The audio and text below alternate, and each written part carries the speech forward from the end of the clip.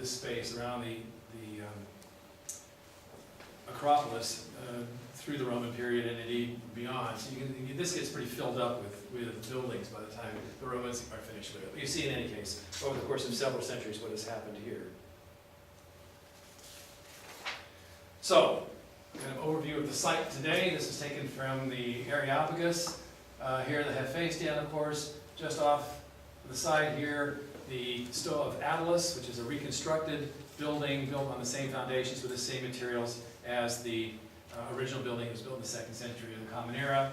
And you see over here the foundations of the Tholos, that round building. The old Bouleuterian / Metron would have been there, the new Bouleuterian here, the South Stoa kind of behind these trees here. And of course, this was all excavated starting back in the 1930s. You can see all this stuff very clearly.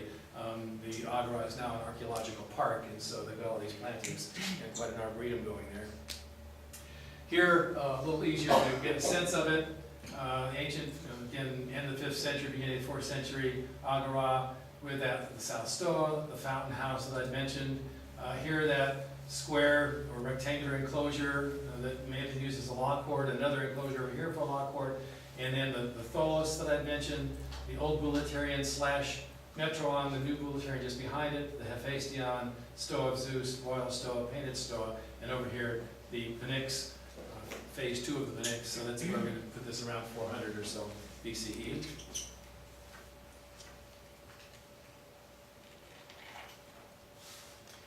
This is a little fanciful, but I couldn't resist it. You see here, of course, the old Bouleuterian, the new Bouleuterian, the Tholos, and the Stoa of Zeus down here. And then all the menfolk out there arguing, and you can see on their facial expressions, they're really animated, all this. The thing that really strikes me about this, if you go over here to the National Gardens, or you find any area where Greek men congregate and talk with each other, this is what they're doing. They're talking politics, they're talking sports, they're poking each other's chest, they're gesticulating, very animated. There's nothing new under the sun. I mean, the culture lives in our own time, the spirit certainly, if not the material conditions necessarily. This is a little anachronistic. We wouldn't have had children allowed inside the boundary stone here. But nonetheless, there's a little bit of room there for spirited debate. All right. So we're going to be looking now at the assembly places. And indeed, initially, the Agora in Athens was the assembly place for the Athenian ecclesia.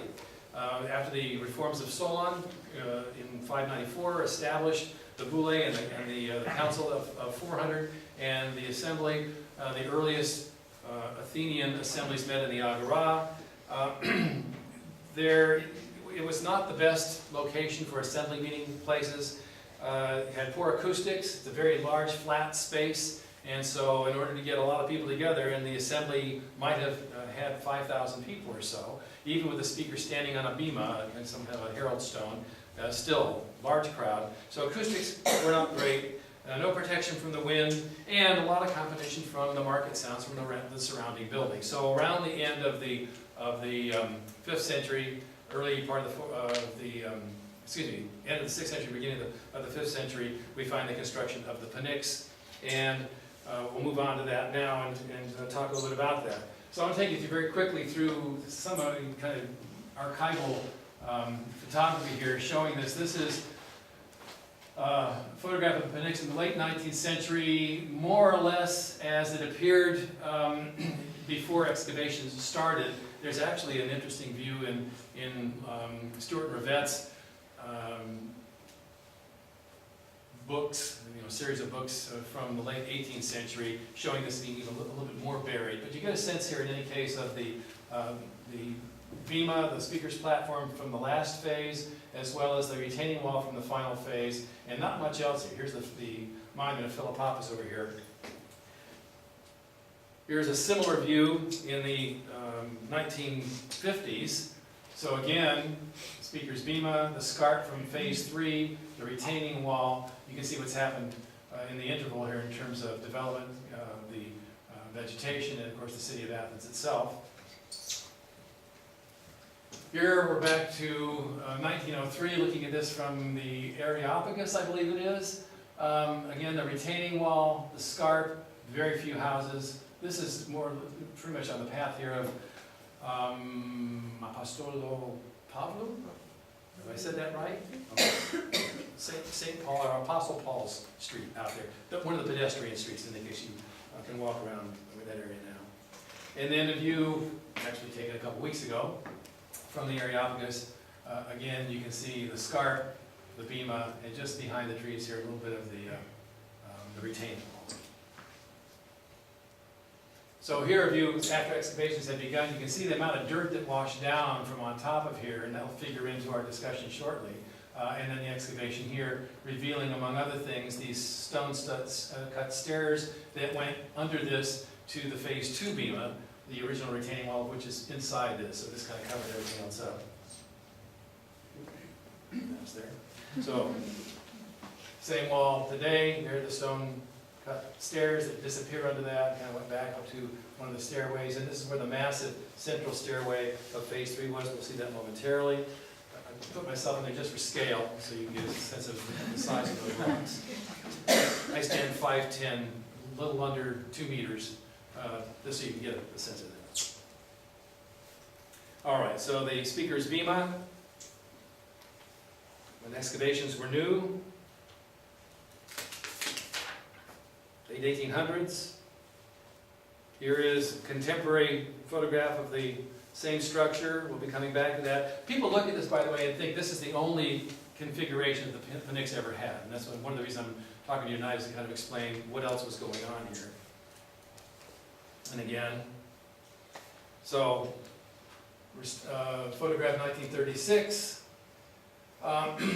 What's especially interesting about this, I think, is the way in which the excavators in the 1930s, this is Homer Thompson and Professor Dionesus, who was I think the head of the Greek Archaeological Service in those days, did the initial excavating. But what they've done here is to restore, on this side at any rate, what they took to be the original slope of the embankment for the phase 3 of the Appendix. And so if we imagine that all the way around, that the entire audience area sloped up and away from the speaker's platform here, and held in by that retaining wall. You'll see that more clearly in the models to come. Looking down the scarp here to the bema, and you see the slope here. This is the top of that bank. So you can see we're elevated looking down, and you see it's been continued, or the mirror image of it, up the other side, at least as far as that. And it would have continued up to the very end. So, 3 phases of the Appendix. Restoration of the first period. What they have done here actually is they took the natural slope of the hill, trimmed away some of the bumpiness of the limestone, kind of smoothed it out a little bit. Not especially great of a slope there. No formal seating. Created a small retaining wall here, backfilled this with earth, put the speaker's platform there, and then he would have spoke to the audience sitting on the rocks up here, as Aristophanes says, on the rocks hardly. So hard rock sitting up here, room for about 5,000 people. We'll come back to that. Second phase, and you see this now has been subsumed by phase 2. Here, where they build a retaining wall, backfill this with earth, reverse the pitch. So here is the original slope, now a reverse pitch, put the speaker's platform here, and then finally, as we see, the remaining, all 3 of these are the retaining wall that's there now, significantly expanding the size of the auditorium. Here is the slope of the interior earth-packed auditorium, and that bema is just here. Bema, speaker's platform. Here, a little different. So phase 1, audience up the hill. Phase 2, retaining wall with the earth fill. And phase 3, retaining wall with the earth fill. 5,000 people capacity here, about 5,000 for here, about 10,000 for this. I'm going to talk a little bit about why that happened. So here we have phase 1, as you can see, superimposed over the outline of phase 3. Here's the scarp that exists now. Here's the line of that retaining wall. So here's phase 1 as restored by Dionesus and Thompson in the 1930s, with an original rock cutting, some evidence of which still exists, as a matter of fact. If you go there and check the site out, you can see a little bit of this kind of a beveled edge here. And here is our kind of most recent CGI, computer-generated representation of this. So here you see that Small retaining wall, backfill of earth here, kind of cleaned off the original rock, a little bit of a shelf here, and then the natural rock the rest of the way. This obviously taken with contemporary background there, and then the rest of the hill.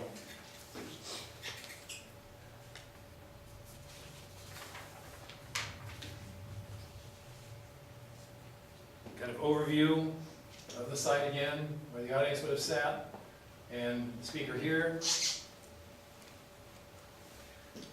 Here's actually a view of that rock cut area, and the original speaker's platform would have been just about down in this area. So this is what you later got covered up with packed earth for the later two versions of this. But because it was covered with earth, this never got disturbed. So when they excavated, and indeed through erosion, this is what was left. So we're looking at the original surface of phase 1 here. And here looking essentially at the same scene, there contemporary, and here with a restoration of the next phase 1 with the same background. So you get a sense of what it would have looked like from the audience. So, how do we talk about or describe acoustical properties in an open air setting like this? Without going into a lot of detail here, you have to recognize that human voice is a very complex thing. We've got a wide range of frequencies, from a low of maybe 60 hertz up to a high range of 8 to 10,000 hertz. Likewise, changes in volume, and of course the different frequencies at which we can project volume differ. So we can speak much more loudly and project our voices a lot further at higher ranges of frequency. I'm speaking right now at perhaps 600, 700, 1,000 hertz, but if I lower my voice down here, I'm getting down to below 100 hertz, but I cannot project this far. If I want to project, I've got to get up here and really raise my voice. It's about 80 decibels right now. In order to be heard on that side, I would have to be speaking like this, if not louder. All right? Make a little sense of what's involved in projecting the voice. Two key issues here. One is distance, well, actually 3 issues. One is distance. Clearly, the farther away people are, the harder it's going to be for them. Not so much they wouldn't have trouble hearing, but they would have trouble understanding everything that's being said, because those sounds that at the lower levels that don't carry as far drop out. And likewise, some of the higher sounds, which are as the vowel sounds are low, higher sounds tend to be consonants, and so as the very high sounds drop out, we lose some information. And so there are levels of intelligibility that tell us that if you can't understand or get 80% of the vocal information that's coming from the speaker, you can't understand sufficiently what's being said to understand all that. Okay, there's that. So we got distance. Directionality as well. People speaking or standing or sitting in front of me will hear me. But what about the people out here on the sides, especially if they're 20, 30 meters away? They're going to have more trouble because my voice is out here. We'll see an example of how that works in a moment. And the third, in this case in particular, is weather conditions, and especially wind. And as you notice, we're facing here roughly north, so the northeast winds coming across Athens, as they do with great regularity, certainly this season, would have interfered with not just the transmission of the voice to the ears of the hearers, but also the wind blowing across their ears. So with all that, and applying acoustical scholarship that we've got from elsewhere, we come up with something like this. This is Appendix phase 1. Here's that retaining wall. Here's the speaker's bema. And based on the carrying level of the human voice over distance at about 80 decibels, what we see is the curve of intelligibility. And what you see in this case, with no wind, is the people sitting out here are not able to understand all what's being said, even under the best circumstances. There are other variables here too. Humidity is another factor that comes in. Humid air carries speech or sound farther and better than dry air. Of course, Athens is drier, tends to be. If we have some wind here, we've got here 20 to 25 miles an hour, on a breezy day, you see how much smaller that curve of intelligibility is. So under windy conditions, very small proportion of the audience could really understand what's being said. Under larger conditions, there is more of it, but we still get people out here on the outside, which raises questions about if they couldn't hear or understand what the speaker was saying, then how did they make up their minds about what to vote for and what to vote on? And that's, I think, an interesting question. And we can maybe speculate about that a little later on. So, you can see what's going on here. You keep this in mind, and we talk about the remaining phases of the Nix. We'll see, what what affects, or how we might map this onto that. So we move on to phase 2. Now, again, phase 1 was down here, recall. Now we've reversed the pitch. Here's that original rock cut.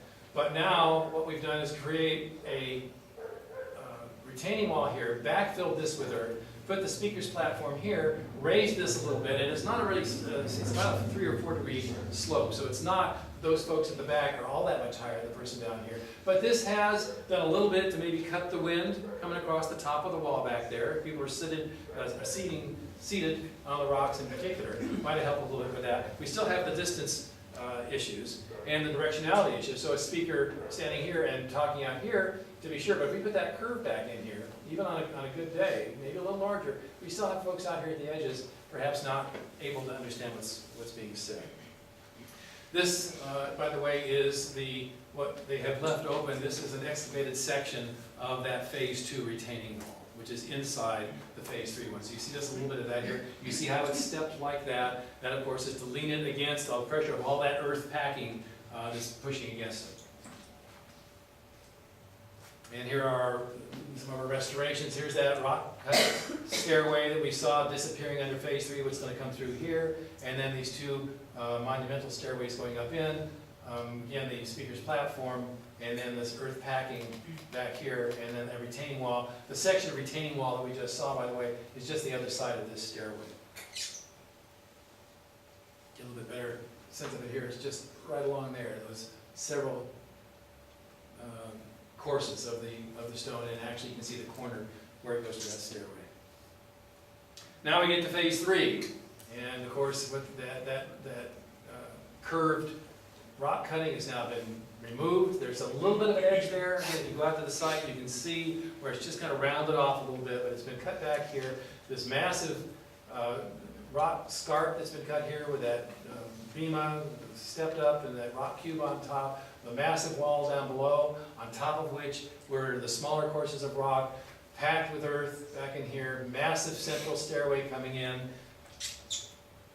So that it ends up looking something like this. Here's those stairs going under. You saw me standing right about there in that photograph earlier on. Retaining wall up a certain distance, but not all the way along. That creates a certain engineering problem. If anybody's interested, we can talk about later on. And you see the rock, the scarp here, the bema, and then all this massive amount of packed earth in there, a lot of clay. And another view of it. So, in phase 2 and 3, which we've just been looking at, we still have, it may be that their construction allowed for the problems of wind to be dealt with, because they are sloped down here, and the wind going across the top of that may not have been a problem, but we still have directionality, and we certainly still have both distance and directionality. 10,000 people seated here. The folks out on this edge, both ends, would not be able to understand what's being said. You go out and try it for yourself. You're just not hearing out there. If I'm talking to these folks over here, then nobody over here is hearing me. If I'm on this, then nobody out there. If I'm speaking to the people in the center, the people on the wings are still not going to be understanding. So this raises, again, questions about the efficacy of each of these 3 structures, phase 1, 2, and 3, as a setting for oratory. It didn't work that well. None of them worked out that well, which raised questions about, well, then again, how did they deliberate? You know, how were they influenced by things? In any event, around the end of the 4th century, this, by the way, was built around in the 330s BCE. Phase 2, as I said earlier, the end of the 5th century. By the end of the 4th century, the ecclesia, the assembly of Athens, had moved from the Appendix to, I guess we should go look at a couple more pictures here. There's that. Got all these people. I kind of like that one because it gives you contemporary background, and you see, of course, the speaker on the bema here, and then looking out across the cavea, the audience area, and the Areopagus, and so on here. All right, had moved to the Theater of Dionesus on the south side of the area of the Acropolis. Wind protection, as we'll see, in the early stage even. Distance is not so great, and we have some actual banked seating, so we have a better incorporation of this, the beginning of this form of the kind of conical banked seating, which has acoustical advantages. We'll talk a little bit more about that as we proceed. A little later version of it here, again, the same thing. So the theater used, certainly for dramatic performances, as part of the dramatic contest and so on in connection with the Panathenaic and the Dionysian festivals and such, but also as the meeting place for the ecclesia, the Greek assembly, or the Athenian assembly rather, from toward the end of the 4th century onward.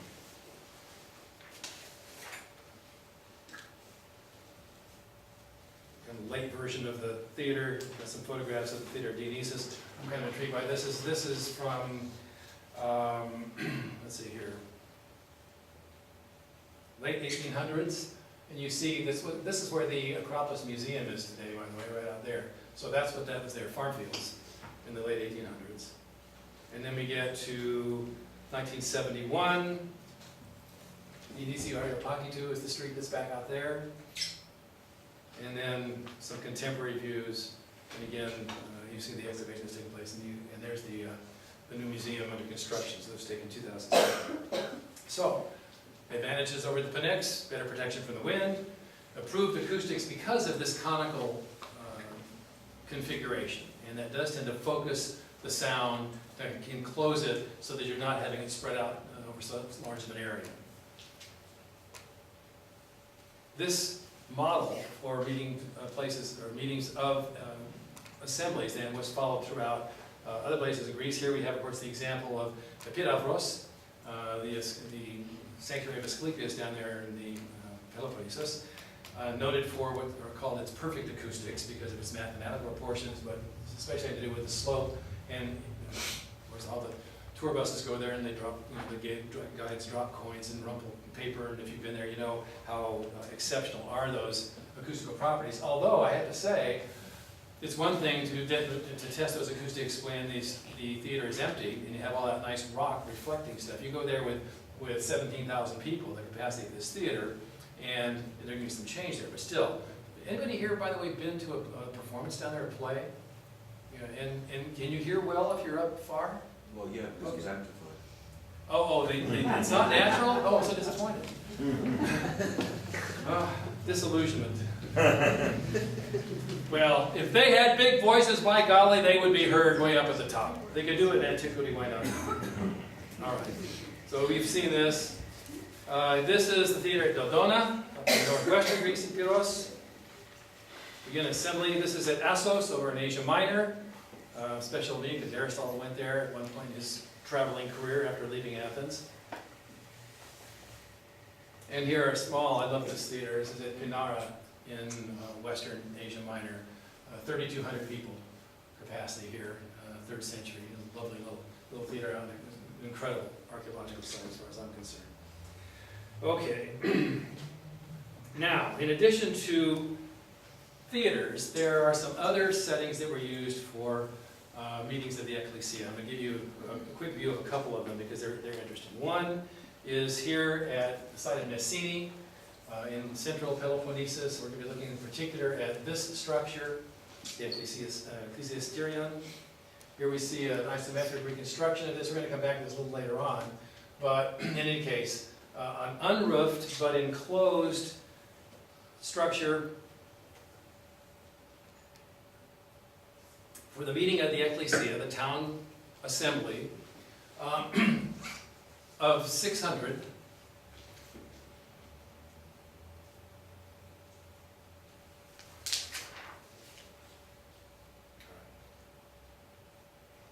Built in around 370 or so BCE. Here are some contemporary pictures of the seating and the floor, and we've got some restorations of it as well. It's a small space. So present state, and then you can see the restoration, this wonderful retaining wall, again seating for 600 adjacent to the Asclepion complex out here. Acoustical analysis of this is taking place right now. Maybe even as I speak, because over in State College it's day, so maybe our acoustical engineer is actually working on this today, I'm not sure. So we'll have more to say about that in a future time. Generally speaking, though, we might expect this to work fairly well. We don't have a problem with excuse me, a lot of reverberation, but there is some because we've got these walls reflective material. Of course, a full house would attenuate that somewhat. Again, you'd have to have a big voice, and this does say something about the kind of competitive nature of ancient oratory.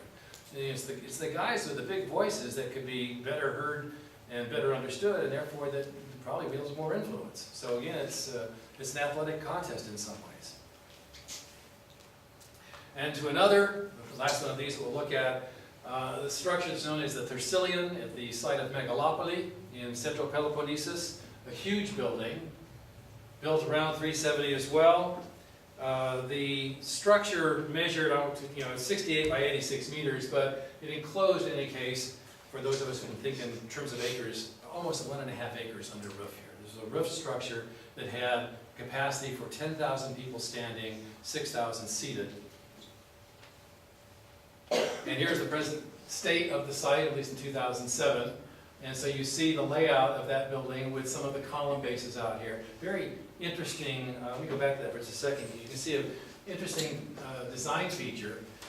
So the speaker would have been in this area, and the way that the columns have been lined up is such that any listener and viewer, as far as that goes, standing not behind any column would have a clear shot to the speaker. And so they laid out the columns, the support columns for the roof system, in these radial lines, allowing for clear both sight views and sound, I guess not view, but nonetheless, from the area where the speaker would have spoken. So there is, as I say, the view of the site in its contemporary form, and then here is our restoration of it using that same background. So you get a sense of the size of it, and of course the restored theater here as well. And then looking inside, it had a clerestory for air and air circulation and light to come in, windows around the sides too.